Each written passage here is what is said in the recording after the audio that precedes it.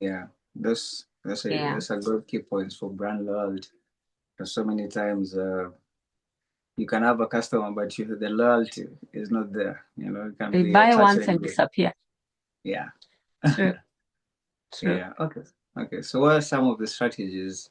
No, not strategies actually. What are Mm. some of common mistakes brands make when managing customer experience, and how can they be avoided?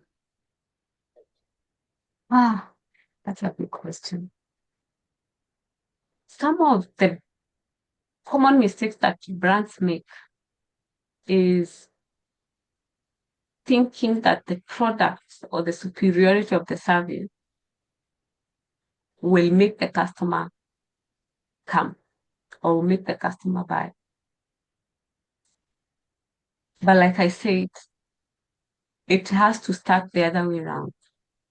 It's about the customer first. Because once you understand what customer needs, then you'll be able to make a product that can give a solution to their needs. And then that will make the customers come. So one of the challenges is, or the mistake is lack of customer understanding, where businesses go out blindly, and especially the startups and the MSMEs, where you have this idea, you have this passion, and you go and start a business. But you started from your end, you know, you started from the end instead of starting it with the people that you've opened that business patronize.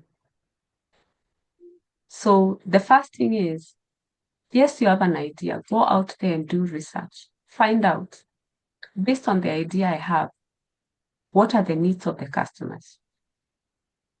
Once you understand the needs of the customers, then go back and curate services and products that solve that problem.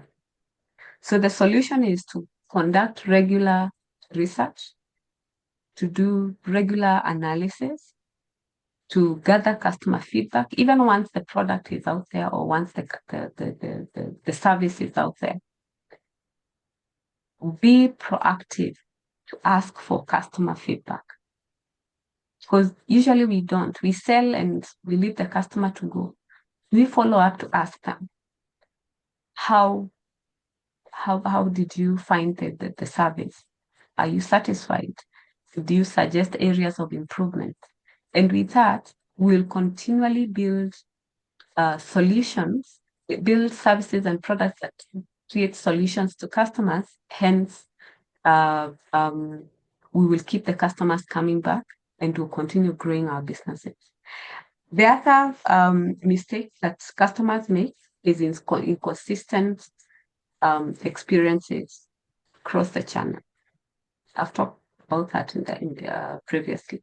That when I come to the physical store and when I call your call center, when I write you an email, when I go to Facebook, could that experience be similar? I should not come to the physical store because I'm there in person. Then you're all smiles, you're going out of your way, you're serving me. But then when I write an email, you respond after 2 weeks, or you don't respond at all. That has happened to me with some brands. We have So many customers. yeah, we have many customers. No, then if you have many customers, means expand your teams, and also train your teams, because sometimes, it's another mistake that I'll talk about. Sometimes we leave our teams out there and we concentrate so much on making products and services and attending to customers. And we forget that there are two types of customers: internal customers, who are the staff, and the external customers, who are the people who come to buy from us. So, like I was saying, there has to be consistency across all touch points. I should not feel as if I'm dealing with two different brands, yet it's the same brand, depending on the channel that I've used to reach you. So I think brands have to have that in mind, that if you've stretched yourself and you have so many channels, then also hire more people and train them so that they are able to align the experiences across board. So that then I don't feel, we don't now start complaining that, watu wasiwapigie simu. The call center people are very rude. Yet when I come at the physical store, you're all smiles. Then I wonder what's happening. So the next mistake is ignoring customer feedback, where customers write to us, customers leave reviews. We only upload a positive review. We even put the 5-star review, and that's what we keep advertising our brand with, and ignoring the feedback that we get where they tell us, I bought this pen and it's not working, or it's spilling ink. That's feedback that you should, because then what will happen is the recall that we see with cars and other products, where, and maybe it's based on when the first few customers bought the product and they gave you feedback, you never acted upon it. Then what will happen next? It's recall, and that's losses for you as a business. So let us invest in collecting customer feedback and proactively doing so, regardless of the kind of business you're running. I've seen in many hospitals here in Kenya that nowadays they ask you after you've done the treatment, you paid, and they want to let you go. They ask you to rate them. And sometimes it's not just the NPS or the customer satisfaction ratings that we have. Now they are asking you to give a detailed feedback about the services that you've been offered. And I think that will give you better insights, because they are now speaking from their hearts, and they are giving you what it is that they feel should be changed. Because if they are not interested, they would. But since they are customers and they love your brand and they want to continue coming back, that's why they'll take their time and write or type, depending on what the tool that you're using. Another mistake is overemphasizing sales and ignoring the service, whereby you want sales, you want money, you want to make money, you want to make money, you want to make money. But then you're not caring about the customer or the service that we are offering the customer when we are making these sales. Because you see, yes, we've opened businesses to make profits and to grow. We have staff that we need to pay. But then we could sell one item and the customer never comes back, because I believe the intention of every business person is retention, that the customer will go buy and come back. The customer will go buy and come back. Look at the beauty industry. Maybe I make my hair every 2 weeks. You shave your hair maybe after 1 week. You make your nails weekly or bi-monthly. There has to be something that they are doing that will make me keep going back to them. Once they'll understand my needs, I'll be treated and I'll be made my hand the way I've told them to do. They will listen and respond to my needs.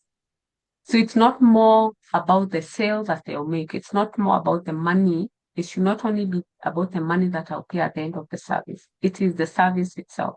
So most businesses are missing out on that you, the business owner, you've opened the business, you've left your staff, and you're telling them you haven't met your targets, without asking yourself,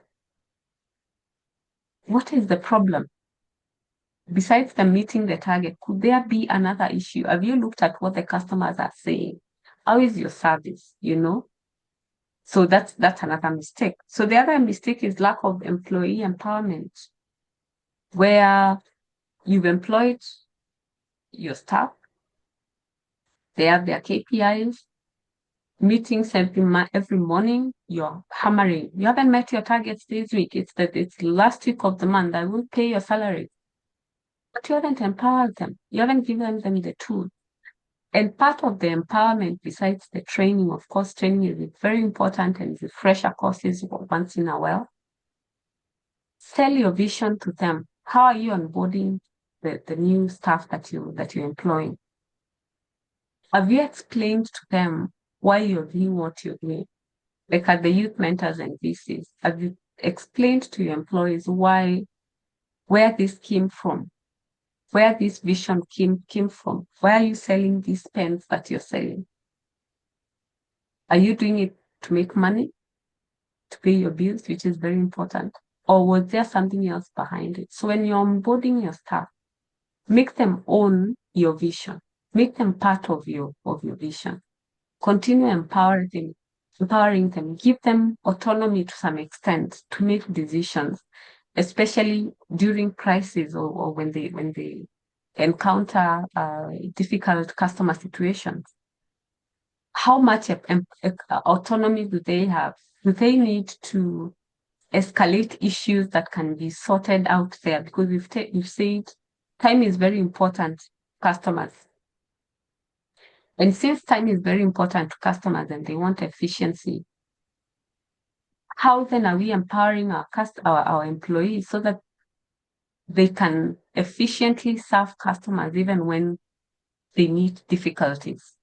It's not everything that we always need to call the manager. Call the manager for this, call the manager for that. Empower your employee through regular training, refresher courses, but more so selling your vision to them so that you all walk the same direction. The other mistake is failing to personalize experiences where we generalize and we treat people as segments. I'll give an example of banks where we say we have products for SMEs, we have products for schools, we have products for women, we have products for this and that. Yes, we have products for women, but women have different needs. Women of which age? Women of which industry, you know? If it's SMEs, yes, you have products for SMEs, but there are SMEs in the fintech sector. There are SMEs in the health sector. There are SMEs in the manufacturing sector. All those sectors are different and they have different needs. So when we generalize experiences, then people will feel, no, I'm not happy. And they'll move to the next person who is able to personalize. So my call is for brands to